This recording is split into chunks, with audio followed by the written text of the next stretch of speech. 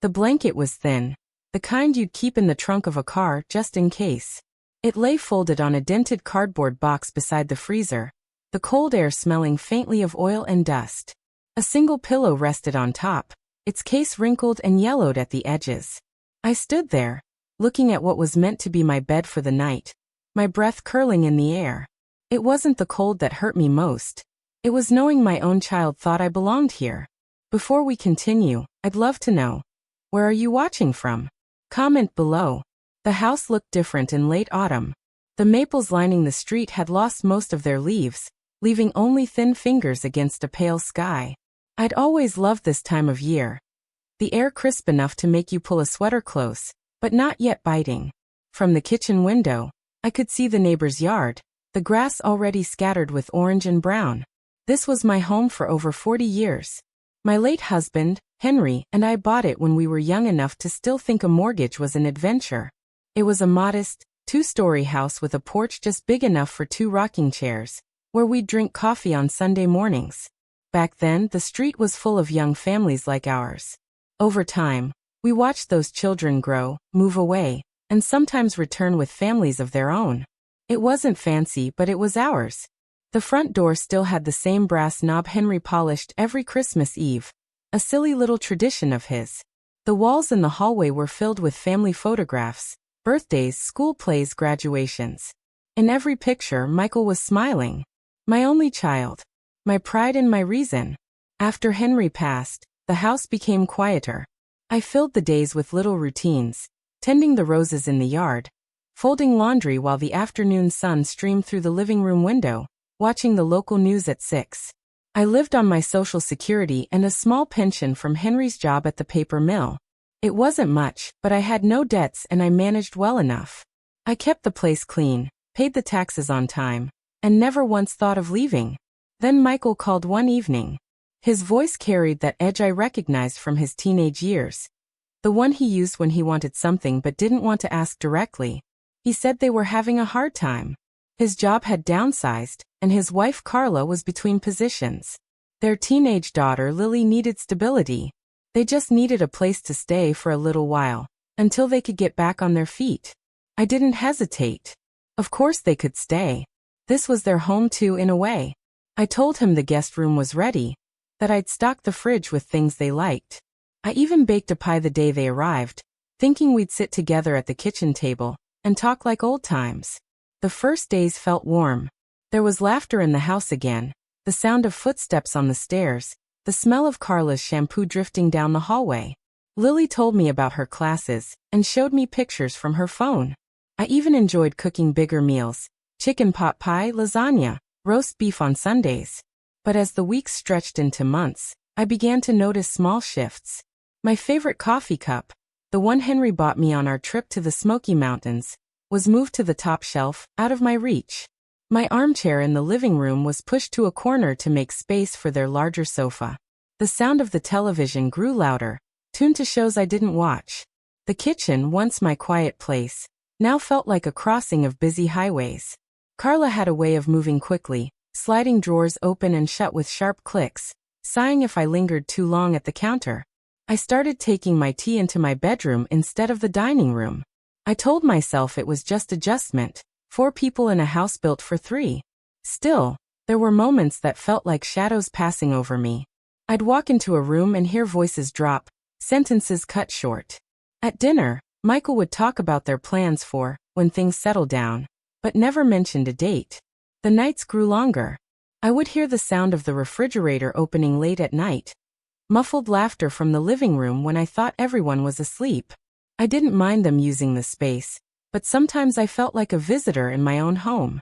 The day after Thanksgiving, I stood at the sink rinsing the last of the dishes when Michael came in. His tone was light, but his words carried weight. "Mom, we might need to do some rearranging soon." I asked what he meant, but he only smiled vaguely and said they'd talk later. I didn't know it yet, but the rearranging he meant would not be furniture. It would be me. Still, at that point, I clung to the good. Lily still came to my room sometimes to show me her schoolwork. Carla thanked me now and then for dinner. Michael still kissed my cheek before leaving for odd jobs around town. These moments were enough to keep the hope alive that we were a family working together through a hard time. But hope, I've learned, can be a fragile thing, and it can shatter without a sound. The small things came first, soft as dust on a shelf. I woke one morning and found my mug on the highest rack, tucked behind bright new cups that said cheerful things in loud colors. I had to stretch on my toes to reach it. My hands shook a little, and I set it back down lower, near the plates I used every day. By afternoon, it had climbed again. I felt silly asking a chair to help me reach what my own fingers once knew without effort, so I used a plain glass for coffee, and told myself it tasted the same. My armchair lost its spot by the window. That window had been my morning friend for years. The light that came through it was kind and even, the sort of light that forgives age. One day, a longer sofa arrived, and my chair slid to the corner beside the bookshelf. The new arrangement made sense for a bigger family, I told myself.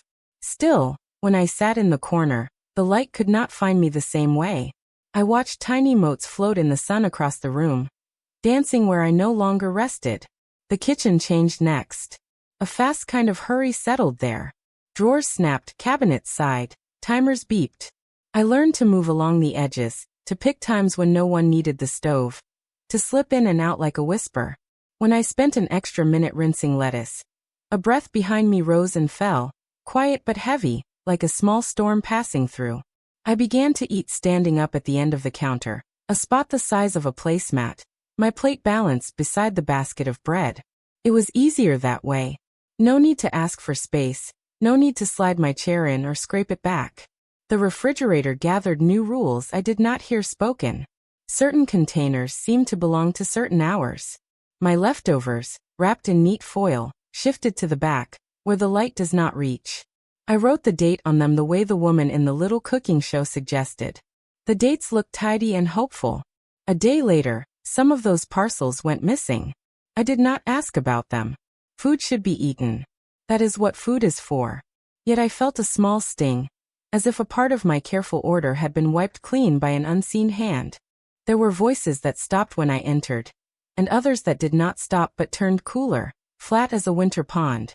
Sometimes it was only the weight of eyes moving past me, the way a person might slide a curtain aside without looking at the fabric. I caught the sound of my own name more than once, clipped short at the end like a thread bitten through. I told myself not to make stories out of sounds. The mind can be unkind when it tries to fill in missing words. I kept my chores. The laundry waited whether I did it or not, and I liked the smell of clean cotton rising with the steam. Warm towels have a way of telling the body it is safe. I folded shirts in tidy stacks and placed them outside closed doors. Sometimes those stacks stayed there all day, as if the hallway were the proper place for them now. When I picked them up and knocked softly, I heard the quick thud of a phone setting down, the quiet shuffle of feet, and felt the door take its time before it opened. I began leaving baskets instead, and even that felt like too much. In the living room, the television spoke a new language. Laugh tracks that came too fast, commercials that shouted in colors, shows about people buying houses larger than my whole street. I kept the volume low when I was alone, but it grew bold at night. Laughter that did not belong to us rolled over the floors. I took my knitting upstairs, though the stairs asked more of my knees than before. The yarn was a soft blue. I made squares without a plan, stacking them in a drawer like soft little promises to myself. Mail brought its own slow change. Envelopes with my name on them sat on the entry table under flyers and packages that did not need my eyes.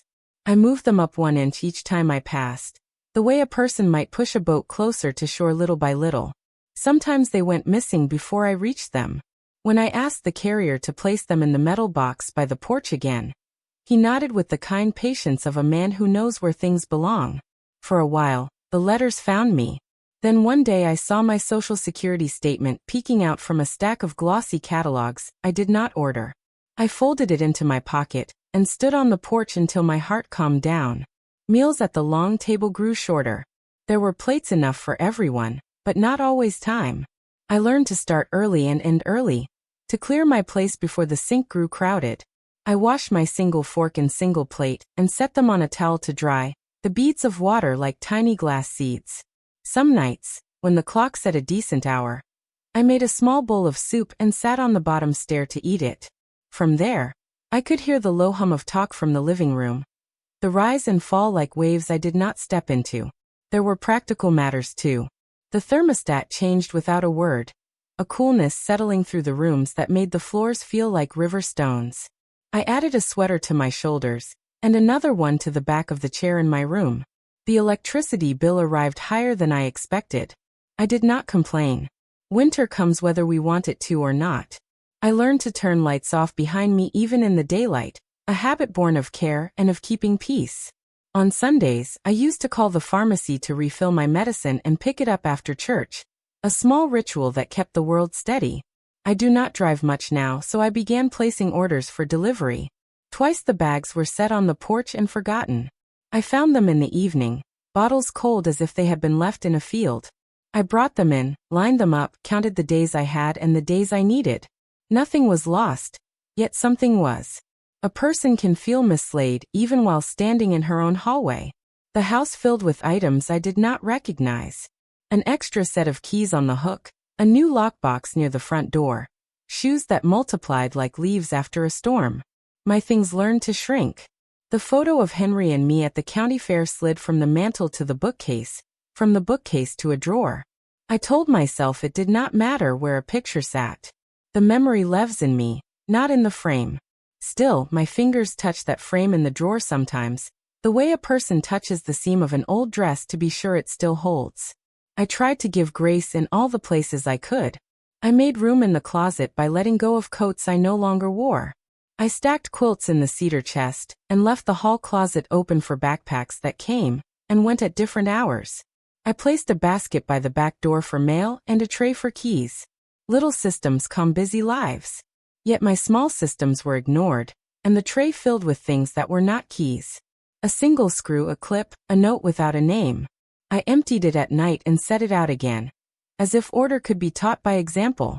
The quiet humiliations were not grand. That is the way of them. They arrive as little edits, small erasures, the gentle push of a shoulder that might be an accident. A towel gone from its hook. A plant that no one watered but me, now moved to a window where the light burns too strong. A schedule made on the stainless steel fridge in marker lines, my name nowhere on it. I would stand there, reading the week as if it were a map that forgot one of its own roads. I kept moving. A body that keeps moving remembers itself. In the mornings I walked the length of the upstairs hallway, back and forth, the way I used to do at the mall before the stores opened. 10 laps, then 12, then 15. My heart settled into a patient beat. On the 15th lap I would pause at the window and look at the bare trees. Branches made lace against the sky. I told myself that even stripped, a tree is still a tree. It waits. It survives winter by knowing what it is. Sometimes I heard the word burden in the seams between sentences that were not meant for me. Not spoken sharp, not thrown, just curled there, resting where a person might place a spoon. I carried that word upstairs and set it on my dresser beside the lotion and the hairpins. I looked at it as if it were an object. If it was mine, I would claim it. If it was not, I would leave it. I decided to leave it, and yet I could feel its shadow on my skin as I slept. The day after the first snow, I wiped the porch rail with my sleeve and watched the street. Children dragged sleds over thin powder. A neighbor waved and I waved back, both of us wrapped thick against the wind. When I turned to go inside, the entry rug was rolled up. Leaning against the wall, a plastic bin in its place filled with boots and a note about salt for the steps. Practical, yes. Still, I stood there for a long breath, missing the old softness under my feet. By then, my meals had grown small. Toast, a bit of egg, applesauce in a blue bowl. I kept a notepad in the kitchen and wrote down what I ate. Not because I had to, but because it felt like a way to see myself. A line on a page says a person is here.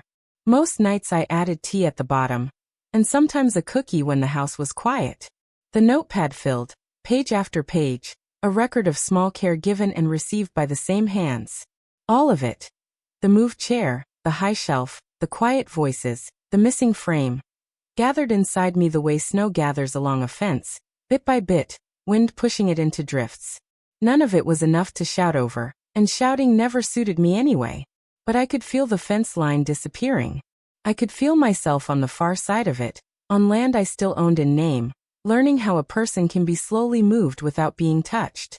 I told myself to hold steady, to keep my feet warm, to count what I could count. I did not yet know the shape of what was coming. I only knew that the smallest things, when stacked one upon the other, can grow heavy enough to bend a life. And I felt the bend begin. It happened on a Tuesday evening in early January. The air outside was sharp enough to bite, the kind of cold that makes the world seem brittle. I had just finished folding a load of laundry, the towels still warm in my hands. The news was murmuring softly from the television, though no one was in the room to hear it. I was setting the towels in the hallway when Michael stepped into the doorway. He didn't look angry, not exactly. He had that brisk tone people use when they've already decided a thing and expect you to follow along. He said they'd been talking, he and Carla, and that they needed more space. Lily's school projects were taking over the dining room, and Carla needed a quiet area for job interviews. He told me they were going to set her up in my bedroom. The words landed gently, as if they were doing me a favor. Then came the part that made my hand still over the stack of towels. For now you'll sleep in the garage. He said it as if the garage were simply another room in the house. As if it were nothing for an old woman to move into a space meant for tools and tires, where the wind could slip in under the door. He didn't look at me when he said it. His eyes moved to the towels in my arms, then past me, as though the decision were already in motion, and I was just another object to be moved. I nodded because my voice would not come. If I spoke, I feared something inside me might spill out, and I wanted to keep all of me safe. I set the towels on the hallway table and turned toward my room. My knees felt hollow. I sat on the edge of my bed, staring at the quilt I'd sewn the winter after Henry died. The pattern was simple, small squares of blue and cream, but every stitch was mine. I ran my fingers over the seams, thinking of how hands remember the work they've done. It wasn't the idea of sleeping in the cold that hurt the most. I've lived through winters with less heat, and I know how to layer blankets, how to warm a bed with a hot water bottle. No, it was something far colder. The knowing that my own child saw me as the one who could be moved, the one who would accept whatever corner was left over. I thought of the day I brought Michael home from the hospital. The sky had been the pale yellow of early spring, and I had sat in the back seat with him, cradling his small body against my chest. He was a baby who hated the cold, who burrowed into me as though I were the only warmth in the world. I remembered promising him, though he could not understand the words, that he would always have a place to belong. And here we were, decades later, with him placing me in the one place no one calls a home. I moved slowly, gathering the things I would need. A pillow from my bed, the old quilt, a sweater from the closet. My slippers made a soft sound on the hardwood floor as I crossed the hall. Michael had already cleared a corner of the garage. There was a dented cardboard box, the one that once held Christmas ornaments, now serving as a small table. On top of it lay a thin blanket, folded neatly, and beside it a pillowcase that had yellowed at the edges. The air smelled of oil and dust, the metallic tang of tools and the faint sweetness of grass seed. The freezer hummed in the corner, a steady sound that would be my company. I stood there for a long time, holding my quilt, my breath making a small cloud in the cold. The light from the bare bulb above cast long shadows on the cement floor. I imagined myself lying there, hearing the wind through the gap under the garage door, the walls thin and uninsulated.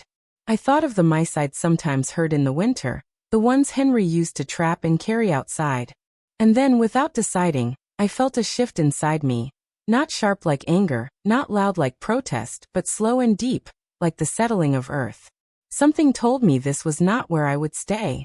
I didn't know the how or the when, but I knew I would not lay my head down here for more than one night. I left my quilt folded on the box and went back to my room. I sat on the bed again and let the quiet wrap around me. The house felt different now, as if the walls themselves knew something had been decided. I heard footsteps downstairs, the faint clatter of dishes in the sink, voices moving in and out of earshot. None of them reached my door. When Henry and I first moved here, we planted a maple in the backyard. It had been no taller than me then, just a young tree with thin branches. Now it stood higher than the roof, strong and wide. I used to watch it through the seasons, the green flare of spring, the heavy gold of autumn, the bare dignity of winter. That tree had been moved once in its life, from the nursery to our yard, and it had put down roots that no one could shift again. I thought about that tree now. How it stayed through every storm, even when the ground froze hard. I thought about how, when you can't move the earth to suit you, you find the patch of it where you can grow. The truth came to me in one quiet breath. This was no longer my home. It was a house with my name on the deed, but the belonging had gone. Belonging isn't about walls or keys. It's about knowing that if you disappear into another room, someone will notice you're gone. Here, I could vanish into the garage, and it might be days before anyone thought to look. I lay back on my bed and stared at the ceiling. The paint had small cracks in it, the kind that come from years of settling. My eyes followed one long crack from one corner to another, and I thought how a life can split in just such a way, quietly, almost invisibly, until you trace it and realize it has been there for years. That night, I didn't sleep in the garage. I stayed in my room with the door closed, listening to the house breathe without me. I felt the break, and I knew it would not mend here. The moment had come and gone without raised voices, without slammed doors. But it was final. Something in me had crossed into new ground, and there would be no going back. I woke before the sun the next morning. The house was still, the kind of stillness that comes before a winter dawn. The heat hadn't yet kicked on, and the air in my room felt crisp against my skin. I stayed under the quilt for a moment, listening, no footsteps, no clinking dishes, no voices. When I slipped out of bed, I moved as though I might disturb something fragile. My slippers whispered against the floor as I crossed to the closet. In the far back, behind an old coat and a box of Henry's books, sat the small metal tin I'd kept for decades. Its hinges were stiff, its surface scratched, but I knew every mark on it. I carried it to the bed and set it on the quilt. The click of the latch sounded louder than I expected. Inside were papers I had not touched in years. The deed to the house, the mortgage satisfaction letter from the day we paid it off, the life insurance policy Henry had left, a few bank statements folded neatly. Beneath those, tucked into an envelope, was the last letter Henry wrote to me before his surgery. I didn't read it now, but I rested my hand on it, feeling its weight like a heartbeat. I sat for a long time, looking at those papers. They were more than paper. They were proof. Proof that I had built a life, that I had kept my promises, that I had something to my name. The night before, I had felt pushed to the edge of my own life. Now, in the pale light before morning, I began to feel the ground firm under my feet again. I thought about the garage. I thought about the thin blanket and the cold air, and how quickly a person's place can be reassigned if she allows it. My mother used to say that when someone shows you how small they think you are, you have two choices. Fold yourself to fit, or stand at your full height. I am not as tall as I once was, but I could still stand. I moved through the rest of the morning quietly. I made tea instead of coffee, the steam curling in the dim kitchen light. I wrapped my robe tighter, and opened the blinds just enough to see the maple in the backyard. Its branches were bare now, a black lace against the pale sky. I thought again of how it had rooted itself so deeply that no one could move it. After breakfast, I began gathering small things. Not the kind of packing that others would notice, just small movements. My mother's locket went into my purse, along with the leather-bound address book I kept in the top drawer. I placed a few photographs between the pages to keep them from bending. I pulled my warmest sweater from the closet and set it near the bed. At noon, I called Margaret. She and I had known each other since we were both young wives. Her husband had passed a few years before Henry, and she'd taken a part-time job at a small real estate office downtown. She answered on the second ring. I told her I needed to see her, and her voice softened in that way only a friend's can. We arranged to meet at her office in 2 days. I didn't tell Michael or Carla about the call. There was no reason to. This was mine to carry for now. I went about the day as if nothing had shifted, folding laundry, peeling potatoes for dinner. But inside something had begun to grow, not anger but clarity. That evening, as we sat at the table, I listened more than I spoke. Carla was talking about a job lead, Lily about a school project. Michael was checking something on his phone between bites. I watched the way they moved through the meal. How little space I seemed to take. It was as if I were already fading from the picture in their minds. That thought, oddly, did not hurt as much as it had before. It made my decision feel lighter, easier to hold. After the dishes were cleared, I went upstairs and opened the tin again. I sorted the papers into neat piles, securing them with rubber bands. I found an old canvas tote and slipped them inside. The tote went into the bottom of my closet, behind a box of Christmas ornaments. No one would think to look there. That night, I sat in bed with my knitting, the soft click of the needles keeping time with my thoughts. I didn't know exactly how the next weeks would unfold, but I knew this much. I would not sleep in the garage. I would not give over my room, my home, or my place in the world without deciding for myself where I belonged. Henry's letter stayed on the nightstand that night. I didn't need to read it to remember his words. He had always told me I was stronger than I believed, that quiet strength was still strength. As I turned out the light, I felt that truth settle over me like a blanket. This was the beginning. Not of a fight. I had no interest in fighting. This was the beginning of a change. One that would come softly. The way winter turns to spring without a single moment to mark it. A change that would start with a visit to Margaret's office, and end with me standing somewhere new, my name still my own. And for the first time in weeks, I slept without waking in the night. My dreams were clear and steady, and in each one, I was standing on my own ground. Have you ever felt invisible in your own home? Let me know in the comments. The morning I walked into Margaret's office, the cold had that deep, settled weight that comes after weeks of winter. My breath hung in the air like a thread, and the wind carried the faint smell of wood smoke from somewhere down the street. The small bell over the office door chimed as I stepped inside. It sounds soft but certain. Margaret stood from her desk when she saw me. Her hair had gone more silver since I last saw her up close, and she wore the same kind of neat cardigan she always had. She didn't ask me why I'd come. She just pulled a chair out from the small table in the corner, poured me a cup of coffee, and let the silence settle.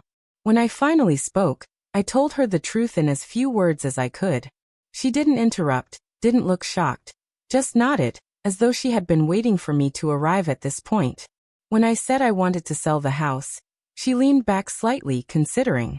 Then she pulled a small stack of forms from a drawer, and began explaining what needed to happen. It was strange, sitting there in the warmth of her office, hearing words like listing agreement and market value, when only days before I had been asked to move into a garage. The contrast was sharp, but it steadied me. These papers were choices. My choices. We agreed she would arrange a cash sale, quick, quiet, no sign in the yard. There were buyers who wanted houses like mine, especially with the yard and the maple tree in back. She said she could have someone walk through by the end of the week, and I told her that would be fine. When I left the office, the wind caught at my scarf, tugging it loose. I tied it tighter, feeling that small act as if it were a promise to myself. Back at the house, I moved with care. I began gathering the things I could not bear to leave. Henry's watch, my wedding ring, the cedar box with the letters he wrote during his army years. I placed them in the same canvas tote that held the house papers. Then I found a second tote for my clothes and small keepsakes. I didn't pack them fully, not yet, but I began to sort. Each evening, after the others had gone to bed, I worked quietly in my room. The dresser drawers grew lighter. The closet thinned. I lined up my medicine bottles in a small travel pouch, ready to take with me when the time came. The garage remained as they had left it, the thin blanket folded on the box. I passed it once on my way to the freezer to get a loaf of bread.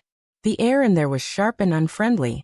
I stood still for a moment, letting the cold press against my skin, as if to remind myself why I was doing this. I did not linger. Margaret called 2 days later to say a couple was interested, retirees who wanted a smaller place closer to their grandchildren. They could pay in full, and quickly. My signature was all that was needed to set the process in motion. I told her to go ahead. I didn't mention the sale to Michael or Carla.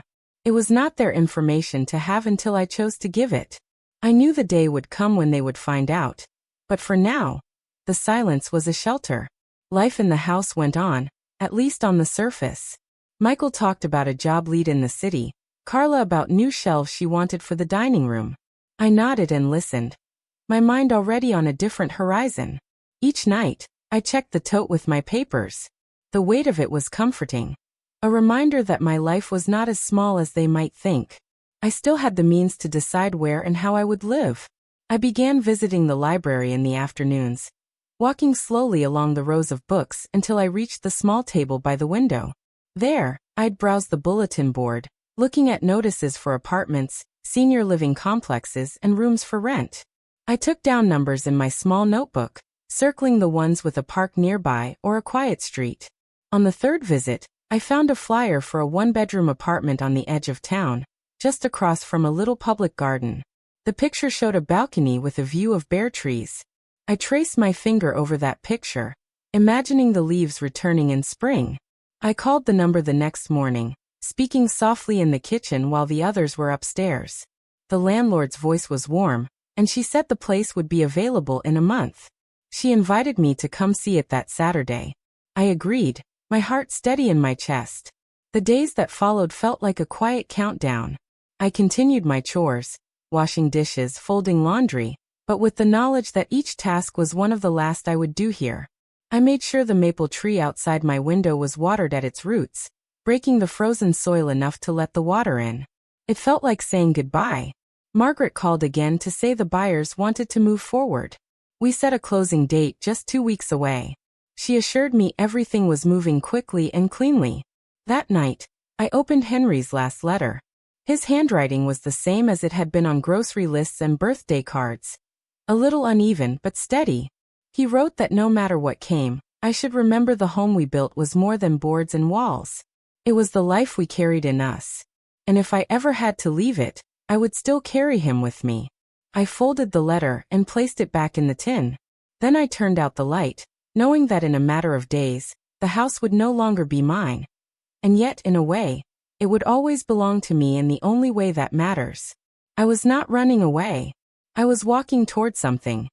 Even if that something was only the quiet dignity of deciding for myself where I would lay my head. The smell of cold air in the garage had lingered with me for days, oil, dust, and that hollow echo spaces have when they were never meant to hold people. One afternoon, as I sat by my bedroom window, watching a thin layer of frost melt off the maple tree, that smell carried me somewhere else. Far back. Before Henry. Before this house. I was 19. My father had come home early from work, his boots heavy on the kitchen linoleum. My mother stood by the stove, her apron still tied neat, though the stew inside the pot was barely simmering. They didn't call me to the table like they usually did. Instead, my father told me they'd made a decision. He spoke plainly, his eyes not quite meeting mine. They had decided to rent my room to a boarder. A man who worked at the mill and needed a place in town. "You're old enough to be on your own now," he said. As if that were reason enough. It wasn't anger that I felt then, at least, not the kind that shouts. It was more like a sudden drop in the air. A silence so deep it made my ears ring. I remember looking at the floral wallpaper behind him, thinking about how I had helped my mother paste it up the summer before. I wondered if she remembered my hands smoothing the edges flat. I packed my things into a single brown suitcase, the kind that buckled at the top. My mother offered me a quilt and a jar of preserves. She kissed my cheek in the doorway, but her hands trembled, and she didn't walk me to the bus stop. The boarding house where I rented a small room was nothing like home. The wallpaper peeled in strips near the ceiling, and the bed creaked when I sat on it. I kept my clothes folded neatly on the chair, because the dresser drawer stuck. In winter, I could see my breath in the mornings. I told myself it was temporary. I told myself that once I had enough saved from the sewing work I'd taken in, I'd find something better. But the truth is, those first nights away from the home I'd grown up in carved something deep into me. I learned that a person can be pushed out without a fight, not because she is weak, but because she believes the people she loves would never do it unless they had to. Years later, when Henry and I bought this house, I felt the wound begin to close. The front door key sat heavy and sure in my hand. I promised myself that I would never again live where I wasn't wanted. Henry promised me, too, that this would be my home for as long as I drew breath. And I believed him. Henry was different from my parents in every way. He built this life with me, plank by plank, paycheck by paycheck. When the roof leaked, he patched it. When the furnace went out, he worked nights until we could pay for the repairs. We were partners. We were each other's place to belong. After he passed, I clung to that promise of belonging. Even when the house was quiet, even when the nights felt longer than they used to, I knew the walls held my history, my laughter, my grief. This was where I belonged because I had built it. And now, decades later, I was watching that old wound stir again. Not in the same way, but with the same cold edge. The first time, I'd been too young to know how to stand my ground, too trusting to think my place could be taken. This time I could feel it before it fully happened. The signs were smaller but familiar. Conversations ending when I walked in, my space shrinking piece by piece, the unspoken decision that I was the one who could be moved. The difference now was that I understood what was happening. I could name it. I could feel the exact shape of the push and know it for what it was. And I knew that staying, folding myself small to fit someone else's comfort, would leave me carrying the same ache I had carried at 19. That thought alone was enough to steady my hands. I stood from the chair and crossed the room to the closet. The canvas tote with my papers waited in the corner. I rested my hand on it, feeling the firmness of what I'd gathered. The girl with the brown suitcase had walked away with almost nothing. This woman, the one I had become, would walk away carrying her name, her history, her right to decide where she would go. I thought again of my parents' kitchen, the quiet between us, the way they had turned toward each other after telling me, leaving me standing in the doorway. I would not leave this house in that same silence, the kind that swallows you whole. My silence now was different. It was deliberate. It was the kind that builds something inside until it's ready to stand on its own. I returned to the window. Outside, the maple branches swayed gently, their tips catching the light. Even bare, they reached upward. Even stripped, they held their shape.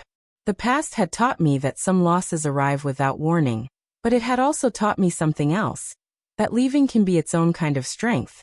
Sometimes it is the only way to keep from disappearing entirely. And so, as the light faded from the day, I felt no fear about the sale, no hesitation about what would come next. I had been here before long ago, but I would not leave this time with my head bent and my hands empty. This time, I would walk away carrying the proof that I had built something worth keeping. Even if keeping it now meant taking it somewhere new. The 19-year-old me had left home with only a suitcase. The woman I had become was leaving with her dignity intact. That difference was enough to carry me the rest of the way.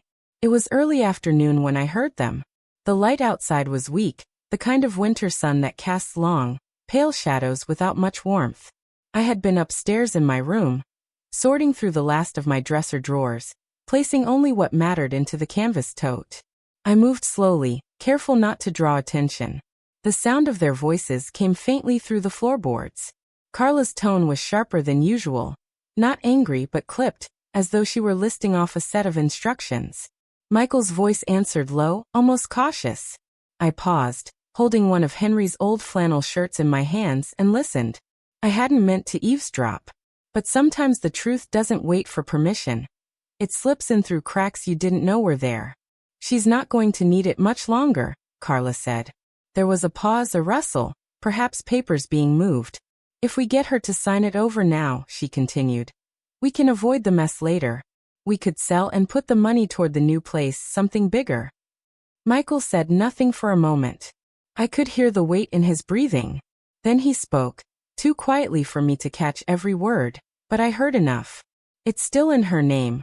We'd have to make her see it's for the best. For the best. The words fell heavy, cold, deliberate. I stood still, the shirt limp in my hands. For the best. I had heard that phrase before in my life, and it had never once meant what it promised. It had meant convenience for someone else. It had meant sacrifice from me.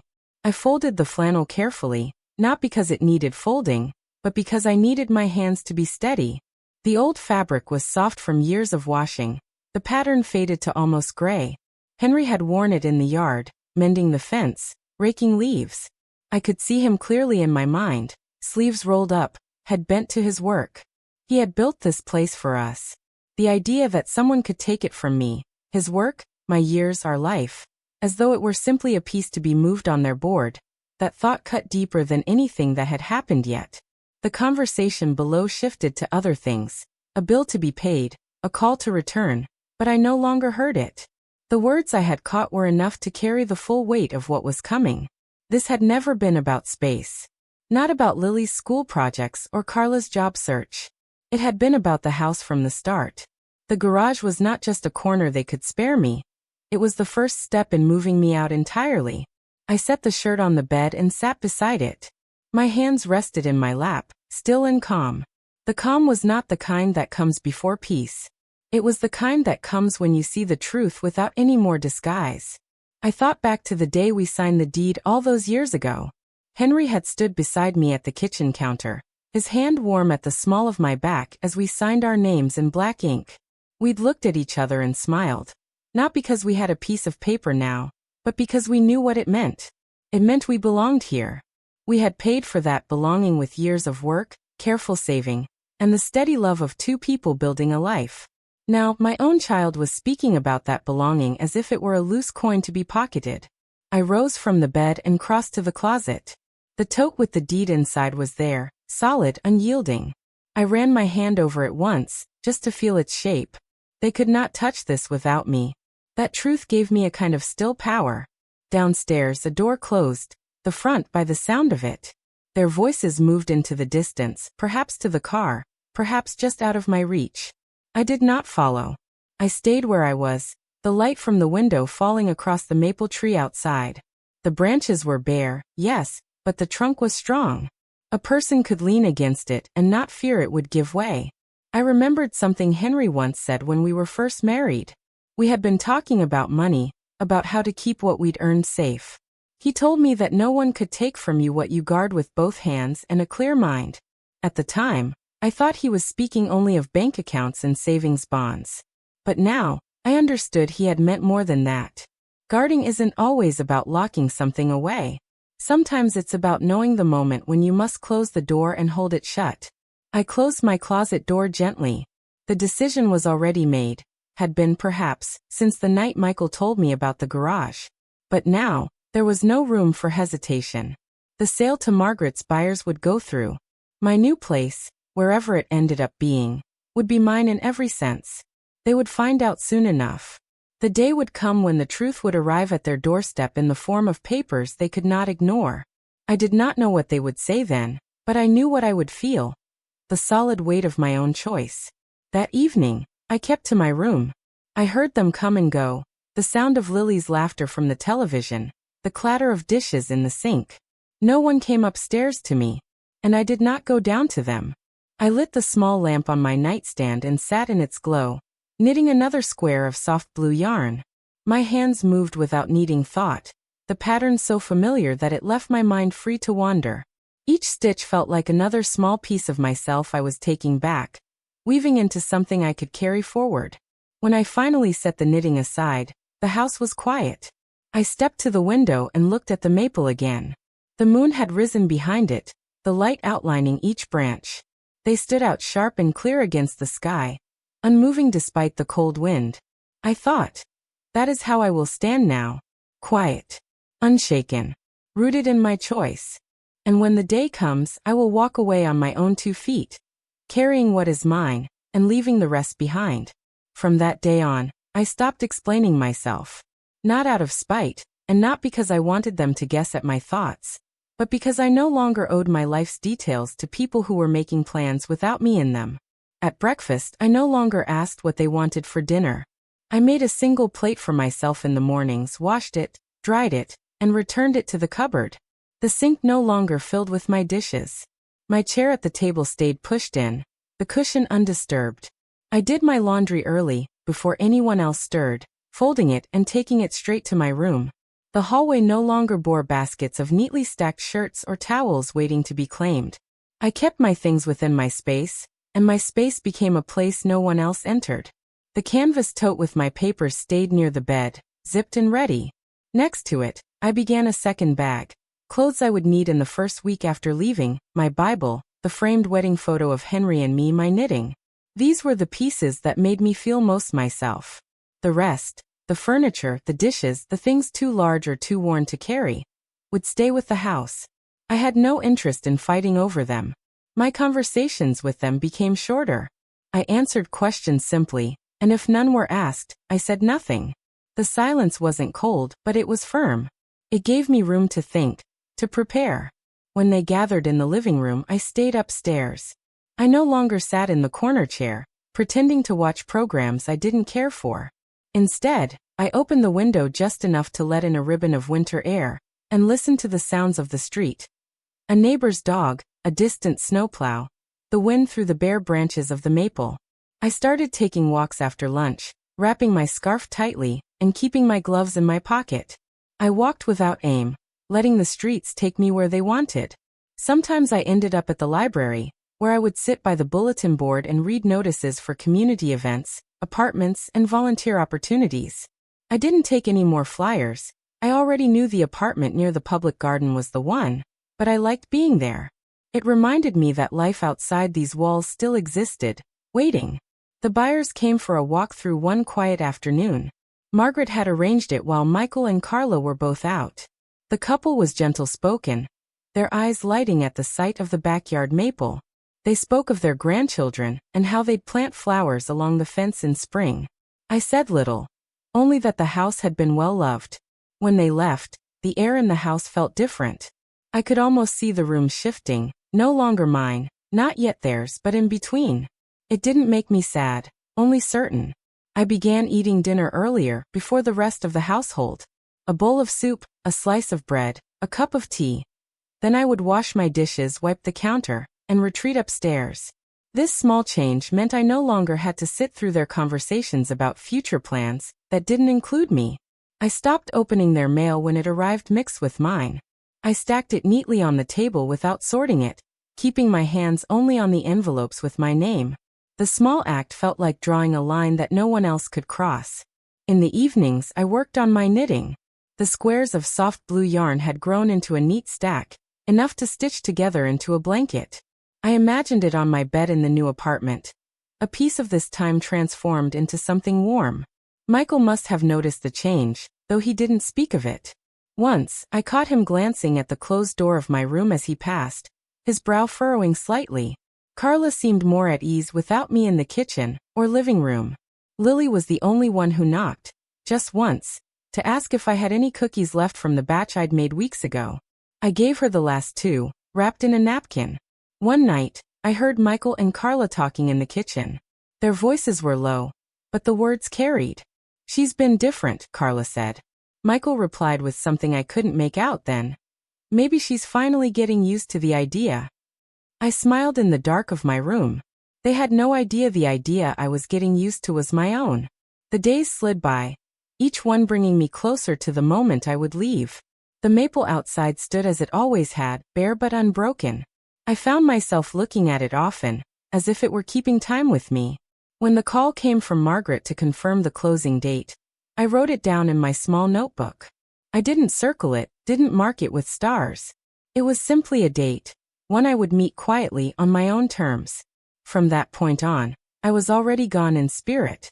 The house felt like a station where I was waiting for the next train, my bags at my side, my mind already on the view from a new window. I gave nothing away of my plans. I spoke when spoken to, kept the peace, and let my absence speak louder than any argument could. In my silence, I was already reclaiming something I'd let slip, the power to decide the shape of my own life. And as the days passed, the quiet between us grew wide enough to walk through without touching. I walked it gladly. The Saturday of the apartment visit arrived with a soft snowfall. Flakes drifted lazily through the air, catching in the bare branches of the maple before settling on the ground. I dressed with care, my warmest sweater, the good wool coat Henry had bought me one Christmas, and the scarf my mother had knitted when I was a girl. It felt right to bring something from each chapter of my life into this day. Margaret met me at the curb, her breath curling in the cold as she waved me into her car. She didn't fill the drive with chatter. She knew me well enough to understand that silence can be a companion, not a void. The apartment building was modest, 3 stories of pale brick with black shutters, tucked at the edge of town where the road curved toward open fields. Across the street, the public garden lay dormant under its winter blanket, the shapes of benches and trellises barely visible under the snow. Inside, the air was warm, carrying the faint scent of fresh paint. The landlord, a woman named Ruth, greeted us with the easy calm of someone who had no need to sell what was already good. She led us up a short flight of stairs to a corner unit. The first thing I noticed was the light. Even in winter, the windows welcomed it, letting it spill across the hardwood floor in long golden stripes. The living room was small but square, with enough wall space for a bookshelf and my rocking chair. The kitchen had a window over the sink, not a large one, but enough for me to see the garden across the street while I washed dishes. The bedroom held a deep, steady quiet. I stepped inside and closed my eyes for a moment. I could almost see my bed against the wall, my quilt folded neatly at the foot, the blue knitted blanket draped over the back of the chair. I imagined waking here on a spring morning with the window open, hearing birds instead of the constant hum of a television downstairs.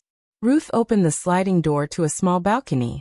From there, the view stretched across the street to the garden, where rows of bare rose bushes stood like patient sentinels waiting for the season to turn. I gripped the railing lightly, feeling the cold metal under my gloves, and thought of how I could stand here in the evenings with a cup of tea, watching the light fade without feeling I had to retreat to make room for someone else.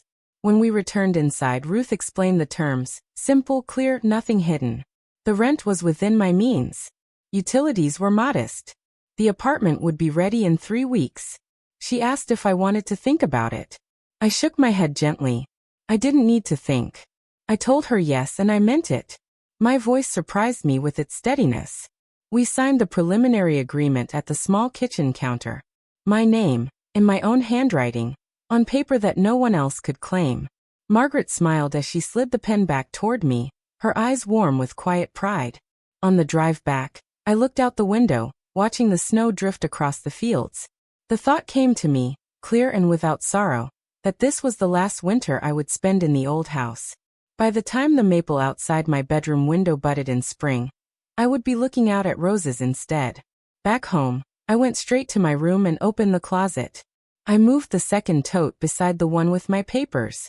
I began folding my sweaters into it, stacking them with the precision of someone building more than just a pile of clothes. I added my good shoes, the small box with my sewing kit, and a tin of tea I'd been saving for a special day. From that moment, everything I did carried a different weight. My walks felt like farewells. I looked at the mailbox knowing I would soon have a new address to give to the few friends who still sent letters. I stood at the kitchen window while the kettle boiled, taking in the view I had seen thousands of times, and knowing soon it would belong to someone else. One evening, after the house had gone quiet, I took out Henry's last letter again. I read it slowly this time, the paper soft from years in the tin. In it, he wrote that life has a way of pushing us into corners, but that a corner can be a place to gather strength before stepping out. He told me that when the time came to make a change, I should trust myself to know the difference between running away and moving forward. I folded the letter carefully and set it beside my knitting. For the first time since the night in the garage, I felt not just certain but light, as if some weight I'd carried without knowing had slipped quietly from my shoulders. Margaret called a few days later to tell me the closing date for the house sale was officially set. It was only a week after the apartment would be ready. I could move straight from one to the other without having to stop anywhere in between. The timing felt like a kindness from life itself. I thanked her, then hung up and sat for a moment in the stillness of my room. The plan was no longer just in my mind. It was real, set on a calendar, moving toward me whether I spoke of it or not. That night, as I lay in bed, I pictured the balcony in the snow, the view of the garden, the soft light in the bedroom. I thought about arranging my books, brewing tea, opening the window just enough to hear the night air. I thought about setting my chair where the morning sun would find me, and how I would no longer have to move it for anyone. When I finally drifted to sleep, it was with the deep, steady knowledge that I was not leaving because I had to. I was leaving because I chose to. And that choice was mine alone. Have you ever found strength in moments of silence? Let me know. The first sign came 3 days before the closing. I was in my room, knitting in the afternoon light, when I heard the sound of unfamiliar footsteps downstairs. Not hurried, not heavy, just the measured pace of someone seeing a place for the first time. Then came Margaret's voice, low and steady, speaking to the buyers as she led them through the house one last time. I heard the creak of the stairs as they came up. I didn't move to open my door, but I listened as they passed the hallway. The couple spoke quietly about how they might arrange the furniture in the spare room, about painting the walls in soft colors. Their voices held the warm certainty of people already imagining themselves here. From my window, I saw Michael's car pull into the driveway. The slam of the door was quick, sharper than usual. He came in through the front and called out for Margaret, his tone confused but already edged with urgency. She met him in the entryway, her voice calm. I couldn't hear every word, but I caught the shape of the conversation. He was asking questions faster than she could answer. She was telling him the sale was final, the closing date set. The buyers left a few minutes later, shaking Margaret's hand as they stepped out into the cold. Michael stood in the doorway, his arms crossed, watching them go. His face was pale, his jaw tight. Carla appeared behind him, her voice low but quick. I stayed upstairs, the knitting resting in my lap. My heart didn't race, my hands didn't tremble. There was nothing left to decide. That evening, Michael knocked on my door for the first time in weeks. When I opened it, he stood there, hands in his pockets, his voice quieter than I expected. He asked why I hadn't told him about the sale. I told him simply that it was my house to sell. His mouth opened as if to say more, but whatever words he had stayed there. He nodded once, then left without closing the door behind him. The next day, Carla avoided me entirely. I heard her on the phone in the kitchen, her voice tight and clipped. I didn't try to make out the words. The conversations they had now were not mine to hear, just as my plans had not been theirs. Lily came to my room that night. She lingered at the doorway, holding her phone in one hand. She asked if it was true, if I was moving. I told her yes, that I had found a new place near a garden. Her eyes softened, but she didn't say much else. Before she left, she asked if she could visit me there. I told her she would always be welcome. 2 days later, I came home from the library to find Michael in the garage, staring at the thin blanket still folded on the box where they had meant me to sleep. His shoulders were hunched, his hands deep in his coat pockets. When he turned and saw me, his eyes flicked to the blanket, then back to mine. We stood in silence for a long moment. He didn't speak, and I didn't fill the air for him. He left without touching the blanket. That night, I packed the last of my things. The tote with my papers went by the door. The second tote was zipped and ready. On the bed, I laid out the clothes I would wear the morning I left. I moved with the unhurried precision of someone placing the final stitches on work well done. The morning before the closing, Margaret stopped by with a folder of documents for me to review. We sat at the kitchen table, the same table where I had once rolled out dough for Michael's favorite pie, and went through each page. I signed where she pointed, my name flowing steady and sure. When we were done, she squeezed my hand gently. "Almost there," she said. That evening, Michael asked if I was sure. Not angry this time, just quiet. I told him I was. His shoulders sagged, and for the first time in months, he looked at me not as an obstacle, but as something fixed, immovable. I suppose in that moment he understood there was no reversing what had been set in motion. I slept soundly that night. The house was still, but I felt no weight in the silence. It was the stillness of something finished, not something breaking. In the morning, the maple outside my window was dusted with snow again, each branch outlined in white. I stood for a moment, memorizing it, then turned away. My eyes didn't linger on the walls, the furniture, or the familiar corners. I had already said my goodbyes to them in the weeks before. When the buyers arrived, they came with warm smiles and a small potted plant as a gesture. We spoke for only a few minutes. They had a life to bring into these rooms, and I had mine to take with me. As I stepped out the front door, tote in hand, I felt the cold air rush against my face. It wasn't sharp anymore. It felt clean, like the first breath after a long, closed room. I didn't look back as I walked down the porch steps to Margaret's car. Through the window, I could see Michael standing in the hallway, his hands at his sides. Carla was turned away, her arms folded. Lily stood between them, watching me. I lifted my hand in a small wave, and she returned it. The engine started, the tires crunched on the snow, and the house slipped from view. I didn't feel loss in that moment. Only space. Space for the next thing to grow. The closing was set for the following morning, But I returned to the house one last time in the late afternoon. Margaret had already dropped me at the apartment with my bags, but I asked her to take me back for a few minutes. There was something I needed to do. The air inside felt different now. Not quite mine, not yet theirs. The living room was partly empty. The walls bare where my photographs had hung. Even the sound in the rooms had changed. My footsteps seemed to echo slightly. Michael was at the kitchen table, his hands wrapped around a mug of coffee gone cold. Carla stood at the counter, sorting through a stack of papers. They both looked up when I stepped inside. Neither spoke right away. I set my purse on the table and stood with my hands folded loosely in front of me. I didn't rush. Silence, I had learned, can hold its own. "This will be my last evening here," I said. My voice was steady, almost gentle. "Tomorrow the papers will be signed. The house will belong to someone else." Carla's lips pressed together, her eyes flicking toward Michael as if urging him to speak. He didn't, so I went on. "I know you thought I would stay here until you decided otherwise. I know you had plans for this place. But this house is more than walls and a roof. It's the life your father and I built together. Every board, every nail. We worked for it, paid for it, kept it. And I will not see it treated as something I can be moved out of without a say." Michael's jaw tightened, but he stayed quiet.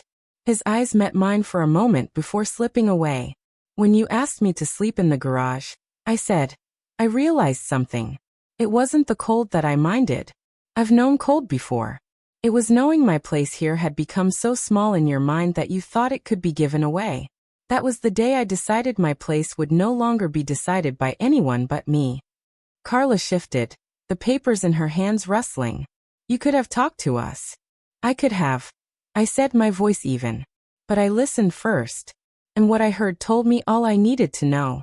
You were speaking about what you would do with the house when I was not here much longer. That told me I wasn't part of the plan, except as an obstacle to remove. So I made my own plan." I didn't raise my voice. I didn't fill the air with explanations. I simply let the words settle. "This is the last gift I can give you," I said finally. "The house is no longer mine, and you won't have to decide how to get it from me. But understand this, it wasn't because you asked, or because you thought it was for the best. It was because I chose to leave on my own terms." Michael's head lowered slightly, his shoulders slumping. Carla looked away entirely, busying herself with aligning the papers on the counter that didn't need aligning. I reached into my purse and set the front door key on the table. It was the same key I had carried for over 40 years. The brass dulled, the edges smooth from decades of turning in my hand. "This key has always meant home to me," I said. "It no longer does. But it still means something. It means I have the right to choose where I belong. And I am taking that with me." There was no response. Only the hum of the refrigerator and the faint tick of the clock above the stove. I picked up my purse and slung it over my shoulder. As I walked to the door, I glanced once toward the hallway. Lily was there, standing just out of sight of the kitchen. Her eyes were wide and bright. When she saw me look, she lifted her hand in a small wave. I returned it. I opened the door and stepped onto the porch. The evening air was cold and clean, carrying the faint scent of wood smoke from a neighbor's chimney. Behind me, the house stood silent. Ahead of me, the street stretched toward the turn that would lead me back to the apartment. I didn't look back again. Some goodbyes are best kept in the forward motion of your steps. By the time I reached the sidewalk, I felt the weight of the house, and everything it had held, loosen its grip on me. What I carried now was lighter, but it was mine entirely. My name, my choice, my quiet. The first morning in the apartment, I woke to quiet so deep it felt like a blanket. No voices in the hallway. No footsteps on the stairs. Just the low hum of the radiator, and the faint sound of wind against the window. The light came in soft through the sheer curtains I'd hung the evening before. It lay across the floor in pale gold stripes, touching the corner where my rocking chair now sat. The chair had made the trip without a scratch. I sat in it for a moment, my hands curled around a mug of tea, and let the quiet seep into me. I'd unpacked only the essentials the night before. The bed, the kettle, my knitting, a few books, and the photograph of Henry and me at the county fair. The rest of the boxes could wait. There was no rush here. No one needed me to clear space. From the balcony, I could see the public garden across the street. Even under its winter coat of snow, I could imagine the paths winding through rows of roses, lilacs, and peonies. I promised myself I would walk there every day once the weather warmed. For now, I was content just to see it, a reminder that seasons always turn, no matter how long the winter feels. I spent the next few days settling in slowly. I hung my coats in the narrow closet by the door, lined the shelf with fresh paper, and placed my shoes in a neat row. I set the blue knitted blanket, the one I'd made in the old house, over the arm of the rocking chair. Each square felt like a mile walk toward this moment. In the kitchen, I arranged my dishes in the cupboard just the way I liked them. My mug, the Smoky Mountains one Henry had bought me, sat within easy reach on the lowest shelf. No one would move it now. I brewed a pot of tea and let the steam fog the small window above the sink. On the third morning, I woke to sunlight pouring through the window. I made toast and honey for breakfast, then walked to the corner market for fresh milk. The shopkeeper greeted me as though I had always belonged here. It was a small thing, but it warmed me in a way I hadn't felt in a long time. That afternoon, I opened one of the boxes I'd left untouched. Inside were old letters from friends, recipes written in my mother's careful script, and the locket she had given me as a girl. I placed the locket on the dresser, its gold worn smooth with years. I knew I would wear it on days I wanted to carry the weight of memory close, but for now, it could rest in the sunlight by the window. I didn't think about the old house often in those first days. When I did, it wasn't with regret. I thought of the maple tree in the backyard, how it would soon see spring without me. I hoped the new owners would care for it, water it in dry months, and let its branches grow wide and strong. The thought didn't ache. It felt like setting down something I had carried long enough. In the evenings, I began to read again. Not just the newspaper or the occasional magazine, but real books, the kind that pull you into their world and keep you there until the lamp's glow feels like part of the story. I knitted while I read, the soft click of the needles marking time in a way that felt steady and right. By the end of the week, I knew the rhythms of this place. The sound of the mail slot in the morning, the neighbor's radio in the early afternoon, the quiet that settled in just before dusk. I walked to the library twice, once to return a book and once just to sit by the window and watch the snow. One afternoon, I called Lily. We spoke for nearly an hour. She told me about school, about a book she was reading, about how the maple looked with snow on its branches. She didn't mention the sale, and I didn't bring it up. Some conversations are best left in the present, without the shadow of what came before. She asked again if she could visit when the weather warmed. I told her yes and meant it. The days passed without hurry. Each one felt like a room I could move through freely, without someone waiting for me to finish, so they could take my place. The stillness was not empty. It was space I could fill with my own life.